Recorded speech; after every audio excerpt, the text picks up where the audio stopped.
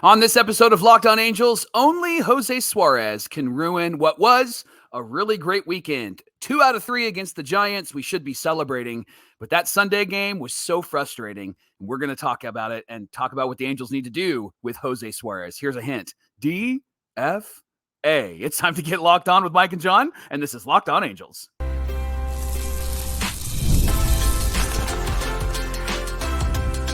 You are Locked On Angels, your daily Los Angeles Angels podcast. Part of the Locked On Podcast Network, your team every day. We appreciate you making Locked On Angels your first listen of the day. You can find us anywhere you get your podcasts, including Apple Podcasts, Spotify, and SiriusXM by searching Locked On Angels. And we know you want to give back to the Super Halo Bros for all the Super Halo content, so here's some things that you can do. Leave us a rate and a review on Apple Podcasts. If you're watching on YouTube, hit that thumbs up button. And if you're not subscribed, please subscribe and become a Locked On Everydayer. Whether you're watching or listening, come over to YouTube, leave a comment. It's one of the best ways to get in touch with John and I and be a part of the conversation. And today's episode is brought to you by one of our favorite everydayers, FanDuel. Right now, new customers get $200 in bonus bets with any winning $5 bet. That's $200 in bonus bets with any winning $5 bet. All you got to do is visit FanDuel.com/lockedon to get started. Happy Monday to you, and thank you for being here for this episode of Locked On Angels, where it's your team every day. You've got the Frisch Brothers here with you, a.k.a. the Super Halo Bros. My name is John, and that's my brother Mike. And my name is Mike, and that's my brother John. Mike, we've been fans of this team for years, and we're going into our third season. It is our third season here at Locked On Angels, I should say, and we're happy to be talking Angels baseball Monday through Friday with you, the number one daily Los Angeles Angels podcast. On today's show, we're going to recap the weekend series against the Giants, and don't worry, we're going to get to that third game on Sunday and talk about Jose Suarez and, like Mike said, the dark cloud of abysmalness that he is over this bullpen, this organization. Yeah. Just ridiculous. But there were happy times to speak of this past weekend, Mike, and it all started on Friday with an Angels win 8-6 on Friday. Yeah, they had an 8-run lead in this game, and then they won 8-6. Where did it go? It slowly, actually quickly disappeared. Mickey Moniak in this game had 3 big hits, John. Yeah.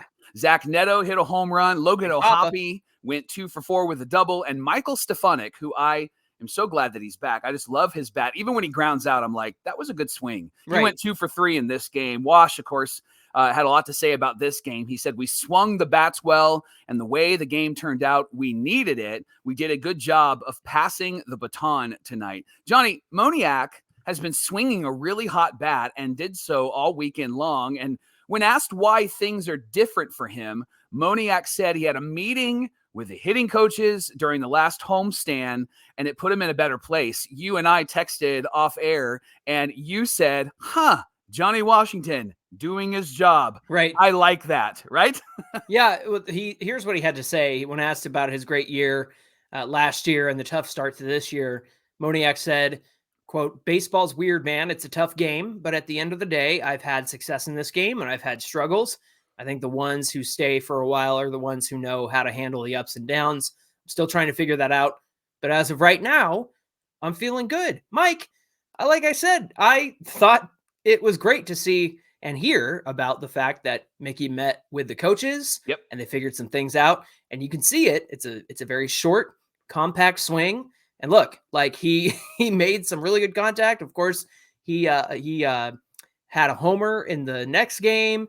And it was just like a different Mickey Moniak. And I wouldn't even say that he looked like the guy from last year. I'd say that he looked more like a complete hitter at the plate.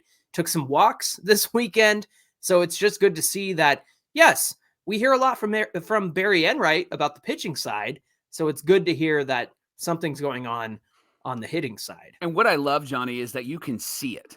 Even if the players didn't say anything, you can see it. With Moniak's short, compact swing, with Zach Neto dumping the high leg kick. I mean, he's going more to just a small kick. He's more selective with it. Yeah, absolutely. And even earlier on, I know he's struggling now, but even earlier on, Joe Adell, he had a short, quick swing, and he was looking fantastic. He's kind of gotten back to that long swing again. Mm-hmm. And I noticed that a lot yesterday. Everything is just really slow through the strike zone. It feels like he's swinging a golf club instead of a baseball bat. And so there's some work that needs to be done there. But you can see that Johnny Washington is working with these guys to help them to work on their mechanics, shorten up their swing, and it's really been effective currently for Mickey Moniak. Yeah, and this is why you have to look at this year for what it is. It's a learning experience. It's these guys growing in 2024, and with the young guys, there's going to be adjustments to be made. And so everybody seems to be ready to write somebody off the minute they struggle. Look, how many people were all aboard the Joe Adell train when he was tearing it up, and now that he's had a bad month, it's, oh, they got to trade him while they can. Like, you guys, this is why you are patient with young players who have had past success, and you can help them unlock it again. Now, that doesn't mean you shouldn't write off people, because we're going to talk about who the Angels should write off later on in the show. Yeah, it is. But that's the thing, is there are adjustments to be made. That's what baseball is. It's a game of adjustments. And when Mike Trout goes through a slump, he adjusts and tears pitchers up. And then the pitchers look at video of him and they adjust back. And then they get Mike Trout to struggle again. And that's just the nature of baseball. So I was happy to see that Mickey Moniak had a big, successful weekend. I hope that he can sustain that, and I hope he sticks to what he's learned. Tyler Anderson didn't really have his best outing. No, this one, and he labored through 5 innings to just get to the 5th inning, and he worked around 5 walks and 5 hits, but he benefited from the fact that the Angels got him such a big lead that even though he was struggling, and you could tell he just didn't have the feel for his pitches, the command, I don't know what it was, because that seemed to kind of happen to Patrick Sandoval on Saturday too, but he worked around those 5 hits and 5 walks, and he said, I felt pretty good, like stuff-wise. I just kept missing arm side a lot on everything, falling behind and trying to get back into the count, which is not where you want to be. One of those days, the process isn't great, but I'll take the results. And I agree with that. Yeah, sometimes you just don't have it, but your offense picked you up, and I think the offense did a great job of picking up Anderson in this one. Yeah, he dropped his ERA, Johnny, to 2.58, which is fantastic. Even though he was struggling, he still dropped his ERA, which is great. Yeah, he's allowed 3 earned runs or fewer in 12 of his 14 starts. This was only the 4th start in which he didn't finish the 6th inning. So he's had a really great year. John, his FIP is twice what his ERA is right now. So he's got a lot of what I think people are calling like good luck. and sure. So for somebody like Anderson, he's figuring some things out. He's working some things through, and he is getting some good luck. But I think for the guy who he was last year, he needs some good luck. It's about time good luck is on his side, right? Well, and when you have good luck like that and you're still having success, it means that you have a good defense behind you, because usually FIP is going to factor in stuff like the walks and the hits, Mike. So that fielding independent pitching is all about what the hitter or the pitcher himself is in control of. And so when you have a game that's 5 walks and 5 hits, yeah, your FIP's going to climb, but he was able to get around those things because of the great defense behind him, because he was able to execute a pitch when he needed to.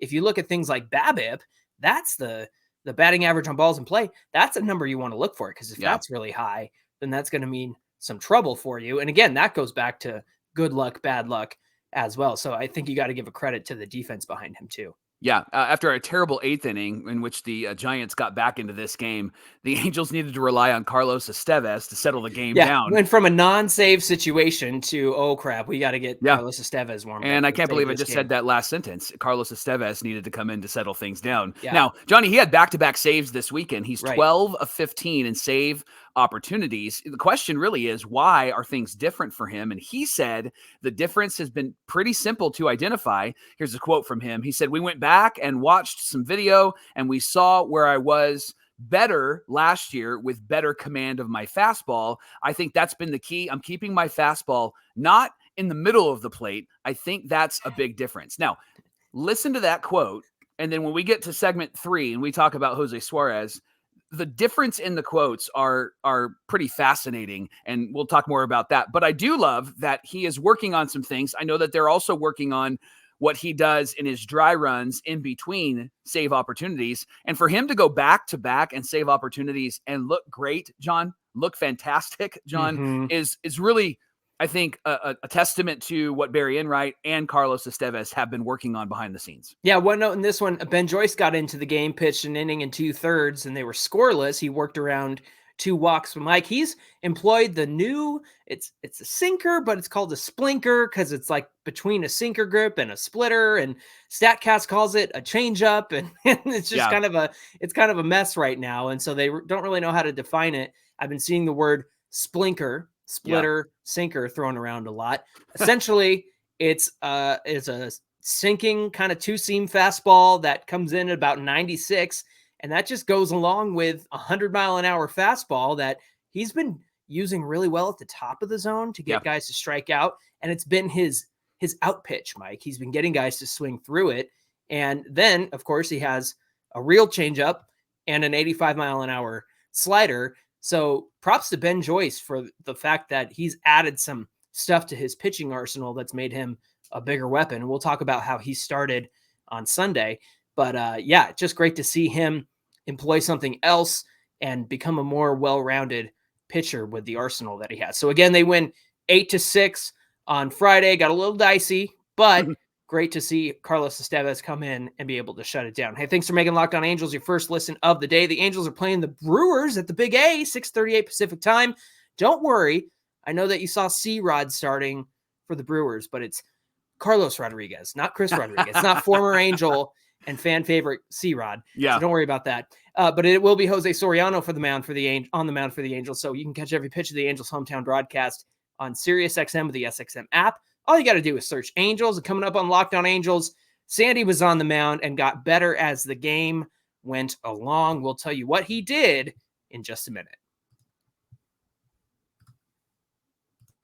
Summertime is here. It means baseball and NBA finals and so much more. And you can bet on it all with FanDuel. Right now, new customers like you can get $200 in bonus bets with any winning $5 bet. Again, that's $200 that you can use to bet on everything from the finals MVP to who's going to hit one out of the park. Johnny, I know that you're not a basketball fanatic. Sure. However, if you were to bet on who's going to win the finals, right now, Mavs are up 3 games to 1. What are you selecting? Are the Mavs coming back, or are you picking Boston all the way? I'm going 96 Bulls, baby. Let's go. They're going all the way. Oh, my bad. Yeah. Michael Jordan MVP. Let's go. You can use FanDuel to bet on it all. Visit FanDuel.com/LockedOn. When you go to that website, they're going to know that you came from Locked On Angels. FanDuel.com/LockedOn. And add a big winner to your summer bucket list this summer. FanDuel is America's #1 sportsbook. And speaking of all sorts of sports and fantasy baseball and all that fun stuff,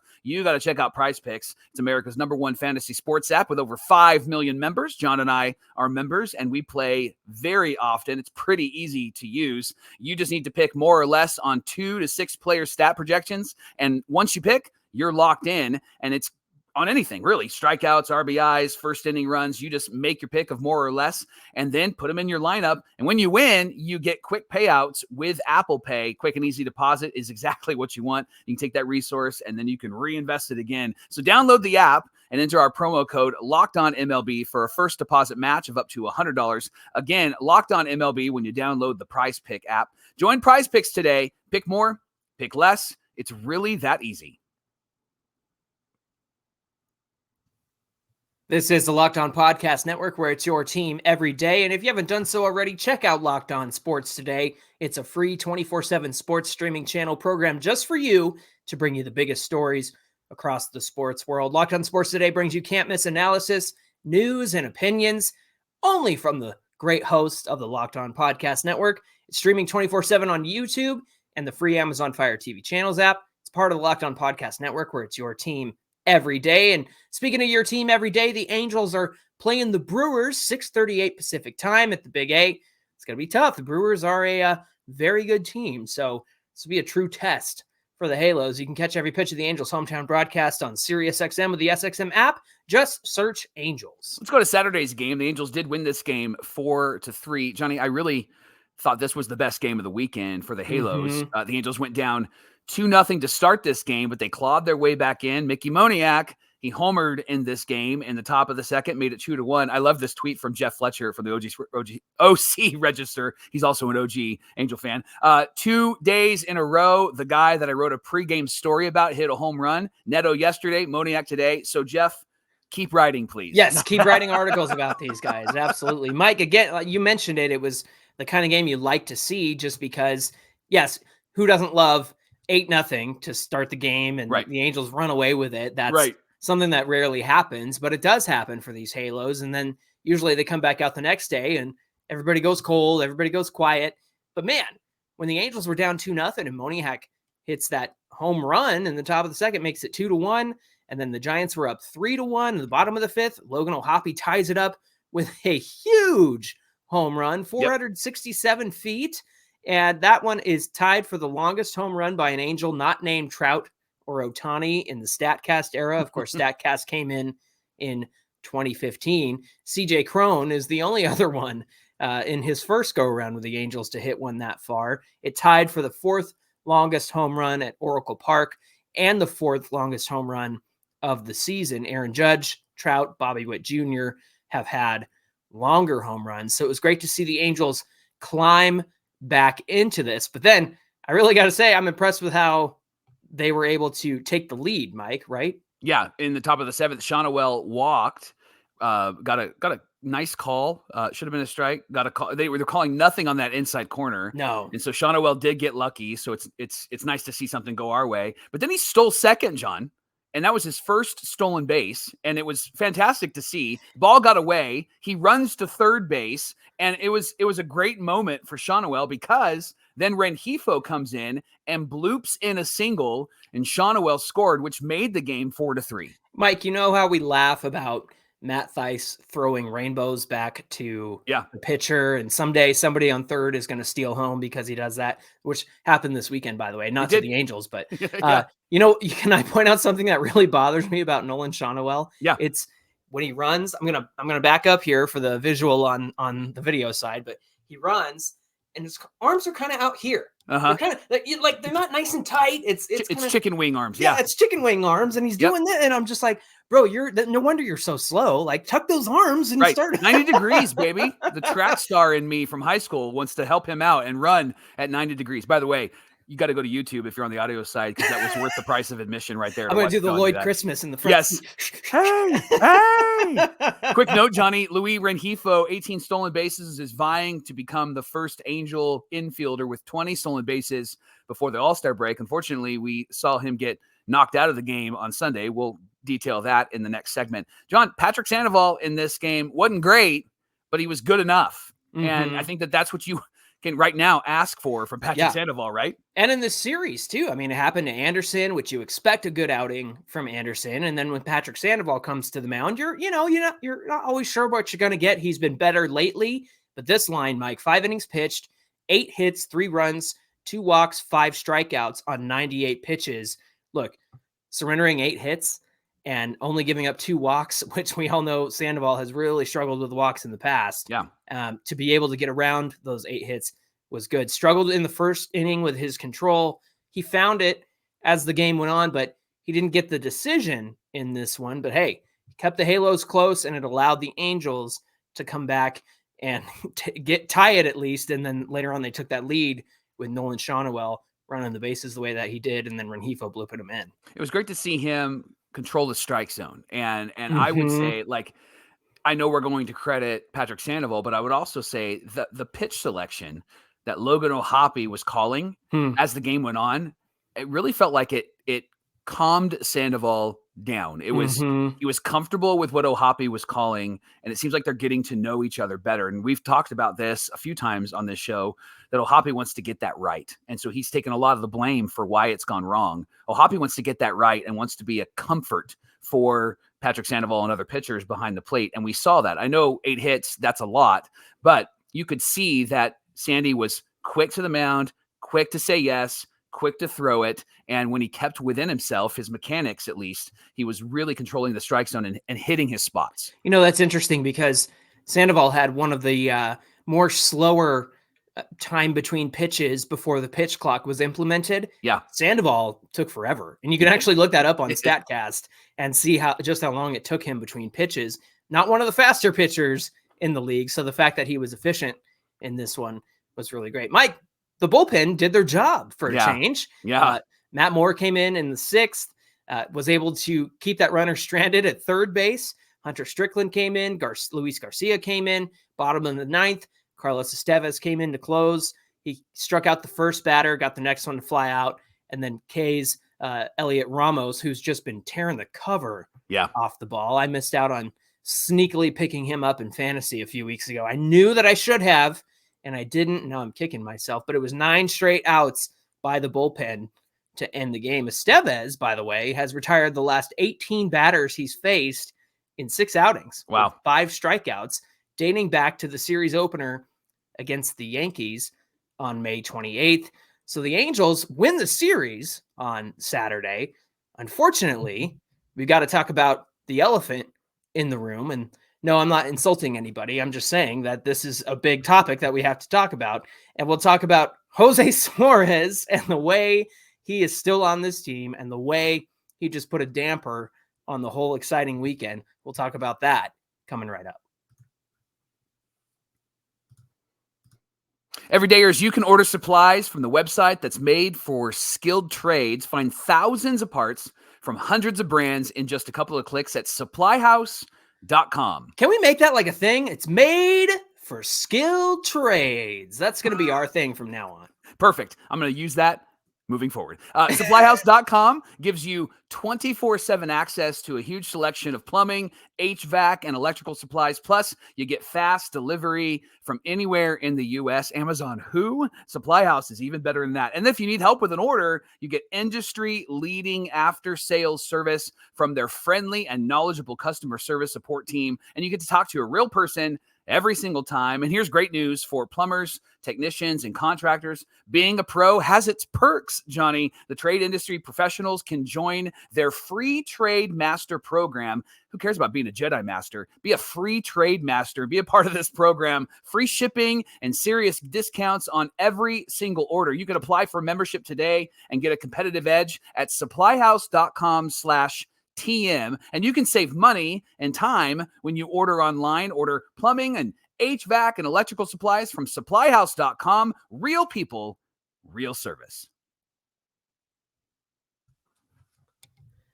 Mike, I'm way over here because I want to start this segment on another planet, because after Jose Suarez's comments post-game to the media, he's on another planet, Michael. So, hi, Jose. I'm over here with you on this other freaking planet because he's out of his mind, Mike. It's ridiculous. Yeah, that was an interesting post-game interview with him. And you gotta be kidding me. We'll talk about that in a minute. Let me give you just a quick recap, Johnny. Ben Joyce opened up this game for the Halos, threw a lot of pitches, but he did make it through 2 innings, a hit, a walk, 3 Ks, 42 pitches. And the Angels did great. They got off to a great start in this game. Offensively, Pilar got the scoring started with a first inning bloop single to center field, scoring Rengifo. Then Shawnuel hits his 8th home run. I thought he didn't have any power, John.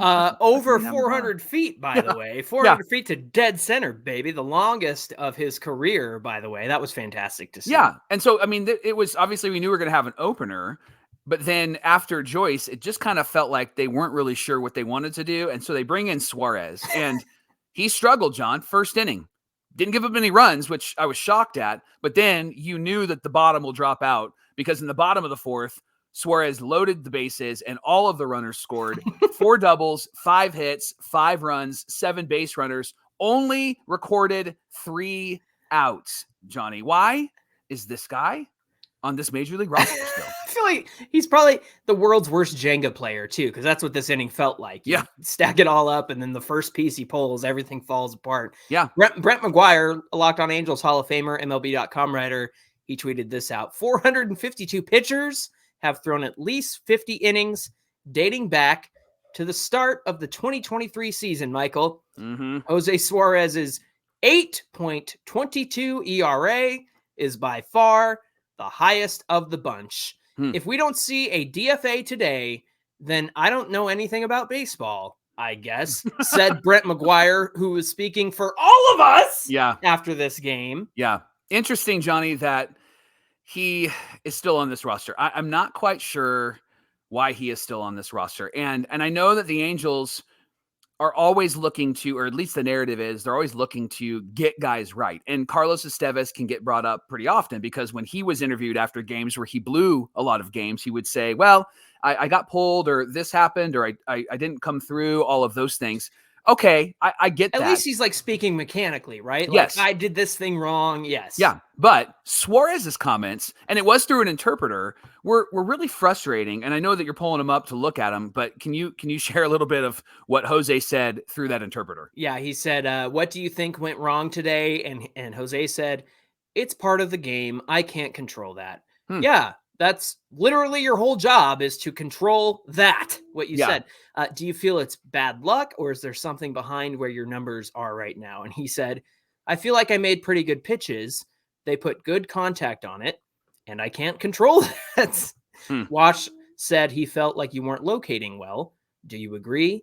He said, "What I saw is that the hard contact they made on me, they were pitches out of the zone."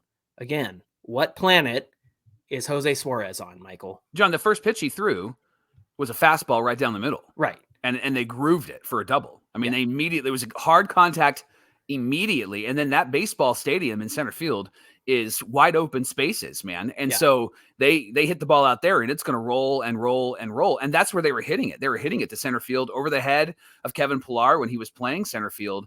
It just feels like he has lost it. And I know that when we say lost it, like he wasn't great, but like 20, 21, 22, he was serviceable. Some moments, right? But this, I mean, it's become laughable that he's even in the game because when it's like this, I mean, it was a good game. The Angels were in this game and then he just left it all out there and everything fell apart. I just can't understand the decision to go to him in a close game when, Ben Joyce, he did 2 innings. Let's not gloss over that. That's been something that we've talked about long on this show, is that he needs to be able to go back-to-back innings, back-to-back nights, that sort of thing. And so that was great that he did that. 42 pitches, a lot for Ben Joyce. Right. But there was a moment, Mike, where things got a little dicey. And so Hunter Strickland was up and warming in the second inning. And then Ben Joyce got out of it. And so to not go to Strickland the very next inning is an interesting decision.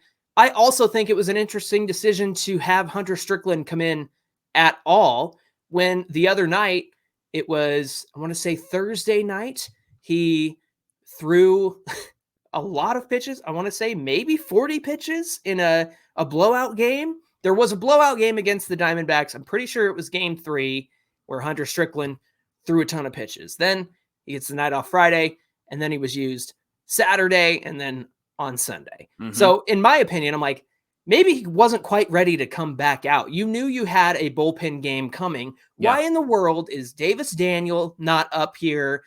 Kenny Rosenberg or somebody like that. Actually, I think Kenny might be on the IL as of this recording. I got to double check that, but at least Davis Daniel or somebody could have come up and helped out this team, or even go to Carson Fulmer to take that Jose Suarez spot. I would never choose to actively put Jose Suarez in when you're up 2-0. He cannot be in a competitive situation. And it's just absolutely ridiculous that they're still giving tries to this guy. He must be the whole head of the Ipe David Fletcher betting scandal. And he probably has dirt on Artie and John Carpino and Perry Manassian, because there's just a good organization does not keep this guy around, Mike. You have a million arms. There's plenty of baseball fish in the sea to choose from. You do not need Jose Suarez on this roster. It's ridiculous. Yeah. And the truth is if they did release him, DFA him, I don't know if another team picks him up on a major league contract, and the Angels could perhaps send him to the minor leagues if he wants to re-sign with them. Right. Sure. And so far he's got a pretty good gig. He can come in and throw a bunch of meatballs and not really care, and then not really talk about what he did wrong and just put the blame on other things and say, oh, I have no control over that. When in reality, that's what a pitcher does. A pitcher comes in to control things. A pitcher comes in to control where things go. That's what a pitcher does. I love this tweet from Ethan on Twitter, your average a Halo fan. He said, "Normally I worry about ex-Angels killing us, but if he became Randy Johnson somewhere, I wouldn't be mad at anyone. He's had his years of opportunities. Wonder how much longer this continues. I wish him well as a person, but this is just hard to watch. Well, yeah, if somebody can turn him into Randy Johnson, good for them. Good for them, because I don't think Jose Suarez would come back and do anything bad to the Halos, right? Right. No, I wouldn't either. John, there was one moment, I mentioned it earlier, Rengifo took a ground ball off the wrist. Matt Chapman hit a 90-mile-an-hour line drive, and it hit him on the wrist. He had to leave the game. It was second time in this game that Rengifo had something that was hurting, and so they had to move some pieces around.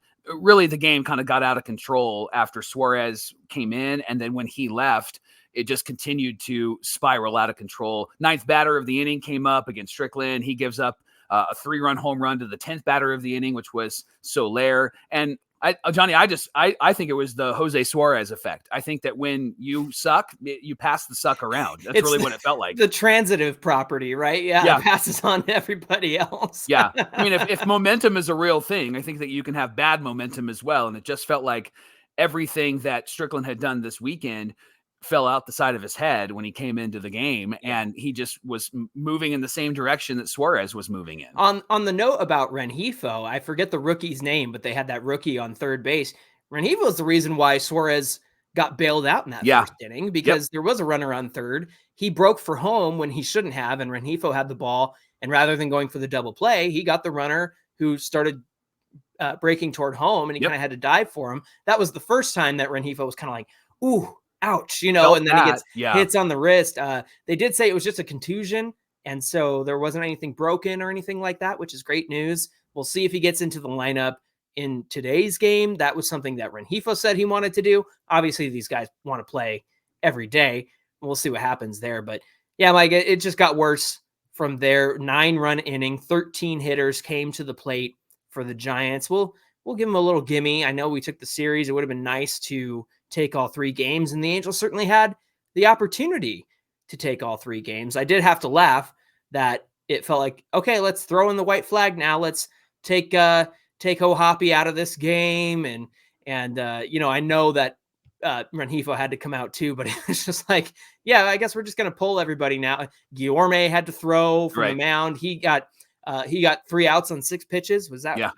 Yeah. So it's just one of those games, man. And so it's just really frustrating that they weren't able to complete the sweep. Mike, they went 500 on this road trip, 3-3. They're back at it at the Big A against the Brewers tonight. So we're excited for them to start a new week and start a new homestand. Thanks for making Locked On Angels your first listen of the day. And the Angels do play the Brewers at 6:38 Pacific time. You can catch every pitch of the Angels hometown broadcast with SiriusXM on the SXM app. All you got to do is search Angels. Hey, give us a follow on Twitter at Locked On Angels and at Super Halo Bros on Twitter and Instagram. Whether you're watching or listening, come on over to YouTube, get in the comment section, hit that like button on your way down there. That really helps out our channel and gets us in front of Angel fans who might not know about Locked On Angels. We want to have them be part of our everydayers as well. Mike, what do we have on deck for tomorrow's show? Well, this is why they should release Jose Suarez, because we've got some really good young guys that are starting to come back. So we're going to check in on Sam Bachman, Chase Silseth, Caden Dana, Davis Daniel. And I think you're going to like what you hear. And we're going to talk about that tomorrow on Locked On Angels. Okay, but I'm not bringing Caden Dana up to the majors. He's staying in my minor leagues, Michael. If it means you get rid of Jose Suarez, are you bringing him up? Oh, dang. All right. I'll think about it until tomorrow. Okay. All right, friends. Thanks for being here. Until tomorrow's show, my name is John, and that's my brother Mike. And my name is Mike, and that's my brother John. All right, y'all. Thanks for joining us today, and we'll see you back here on Tuesday. You got to answer. You got to answer. Jose, are you still on this planet with me? Pew, pew, pew, pew, pew. Jose?